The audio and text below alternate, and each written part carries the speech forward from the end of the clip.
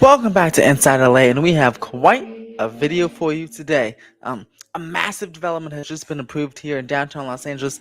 This development has been in, in development since 2021, and this is a $2 billion development here in downtown Los Angeles that is going to replace a cold storage facility. This is thanks to Urbanize LA. Our good friends at Urbanize LA, Steven and the crew, are absolutely fantastic. So this will be a 10-story building or 10 building complex that will replace a cold storage facility in the Arch District. And it's been going through the entitlement process for 5 years now. It's $2 billion. And here is the rendering of it. This is from Studio 111 and Adaji Associates. Here's the area view looking east. The tallest of the buildings will be 33 stories, and the whole development will include about 1,600, really 1,589 residential units, including 262 units of affordable housing, 400,000 square feet of offices, 145,748 square feet of retail and restaurant space, 2 acres of publicly accessible open space, and parking for 2,400 vehicles. This is really, really important because look at this nice open space, these nice paseos. It really actually is welcoming to the street. Some developments like LA Live could feel a little bit closed off at times. This one could be a little bit, it's doing a better job of being more open. It's pouring out right onto the street with some tables and chairs, probably some retail over here, maybe a corner cafe or restaurant right there. And you can walk in, there's a little park. And you can go right into the development. There's a nice little sculpture there. And then on the other side, it could open up onto the street as well. This 10 building development here will be basically a little city, a little mini neighborhood here in downtown. Sorry, guys. And I've always said those developments, those cold storage facilities and industrial areas should be redeveloped.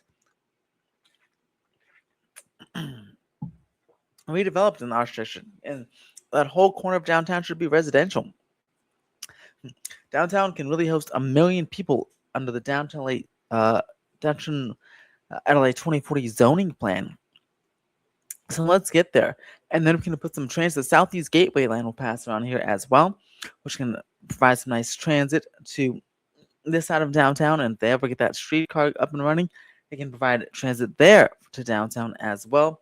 Now this looks absolutely fantastic.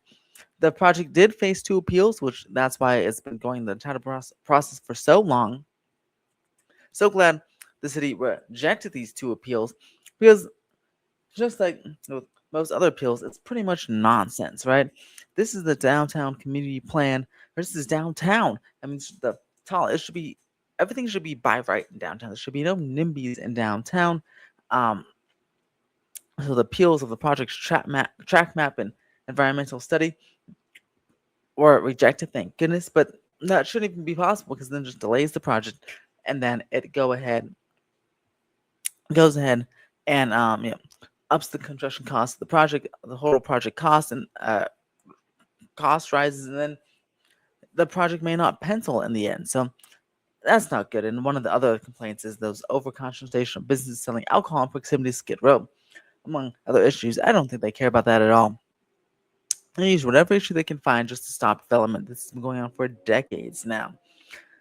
So, luckily, this project gained a lot of support over the years from the East LA Community Corporation, the people concerned, Downtown Neighborhood Council, and the Downtown Women's Center, which will be providing the services for the affordable housing, which is super exciting. I'm very excited for this project. There's no timeline I see. It's just project just got approved, so no timeline of when or if this will break ground or how long it will take to complete. But this will definitely be a phase thing. I can see maybe a couple. There's 10 buildings, so maybe 5 phases of 2 buildings at a time. But I'm excited. Again, the tallest building will be 30 stories, ranging at 364 feet in height.